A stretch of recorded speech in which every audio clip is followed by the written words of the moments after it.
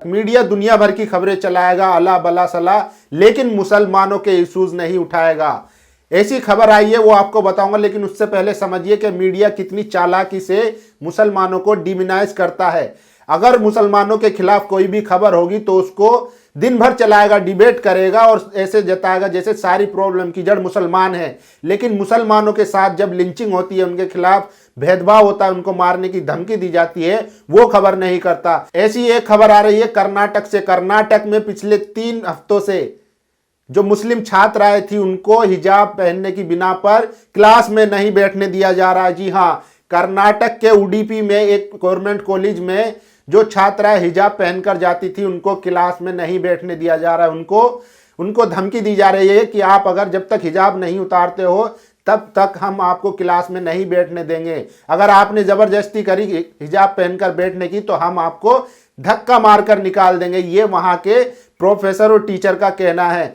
ये देखिए, ये खबर है जिसमें छात्राएं जो है बाहर क्लास के बाहर सीढ़ी पर बैठने को मजबूर है, उनको क्लास में नहीं दिए जाने जा रहा है। एक तरफ जहां बीजेपी सरकार कहती है कि हम बेटी बचाओ बेटी पढ़ाओ का नारा देते हैं, वहीं दूसरी तरफ मुस्लिम छात्राओं के साथ भेदभाव हो रहा है। और जो सो कॉल्ड फेमिनिज्म की चैंपियन बनती है उन लोगों को ये चीज नहीं दिख रही है। वहीं जहां ये लोग 3 तलाक के लिए मुस्लिम महिलाओं को शाबाशी दे रहे थे, उन्हें बधाइयां दे रहे थे कि अब उनका शोषण खत्म हो जाएगा, लेकिन अगर मुस्लिम महिला या मुस्लिम लड़की पढ़ती है तो इनको चुभता है। ये सोचते हैं कैसे एक मुस्लिम महिला या मुस्लिम लड़की पढ़ सकती है, वो भी हिजाब में। यही बात इनको चुभती है, जिसके चलते इनके साथ भेदभाव हो रहा है।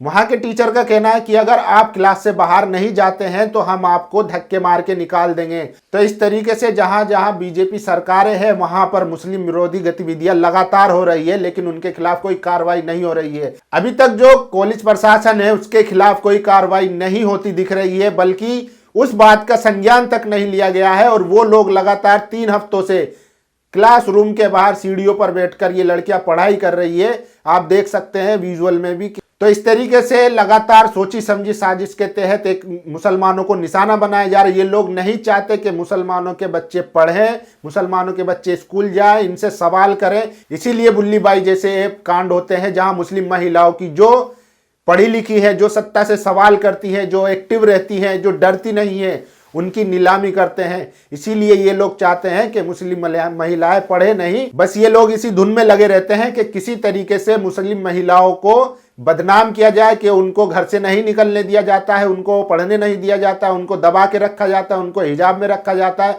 और जब मुस्लिम महिलाएं बाहर कॉलेज में जाके पढ़ाई करना चाहती है अपनी पहचान के साथ, अपनी आइडेंटिटी के साथ, अपना हिजाब पहनकर, तो ये इन लोगों पर सांप लौट जाते हैं, इनको सांप सूंघ जाता है, इनको जब फेमिनिज्म नहीं दिखता।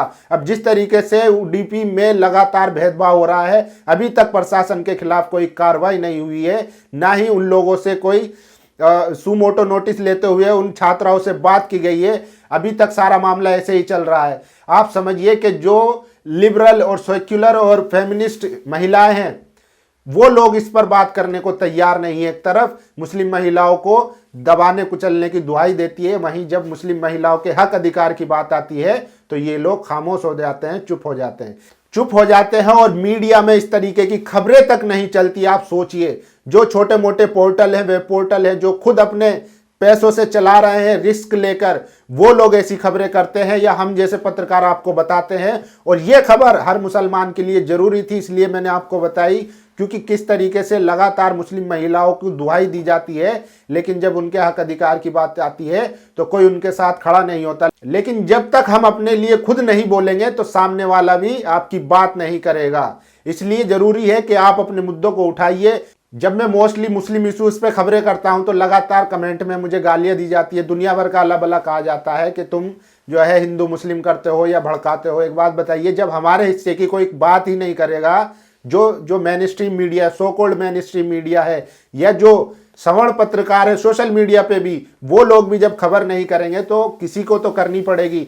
इसलिए अपने हक अधिकारों के लिए हमें खुद ही बोलना पड़ेगा। अपने ऊपर हो रहे जुल्म की दास्तां हमें खुद ही सुनानी पड़ेगी। अब ऊपर से कोई आके बोलने वाला नहीं है, क्योंकि ना सरकार तुम्हारे साथ है, ना मीडिया तुम्हारे साथ है, ना जुडिशियरी तुम्हारे साथ है, और ना सो कॉल्ड लिबरल तुम्हारे साथ है। उन्होंने तुम्हारा इस्तेमाल करा, इस्तेमाल कर रहे हैं और इस्तेमाल करते रहेंगे। इसलिए अपने लोगों को पहचानिए, जो आपके लिए आवाज उठा रहे हैं उनके पीछे खड़े होइए, उनको मजबूती से थामिए, उनकी ताकत बनिए, ताकि आगे चल के और ऐसी खबरें आपको बताते रहें। इस पर आपकी क्या राय है? आप लोग अपनी राय जरूर दीजिए। शुक्रिया। नेशनल दस्तक की आपसे गुजारिश है कि अगर इसको बचाना चाहते हैं तो नेशनल दस्तक को सब्सक्राइब करने के लिए रेड कलर के सब्सक्राइब बटन को दबाएं, फिर बेल आइकन की घंटी दबाएं।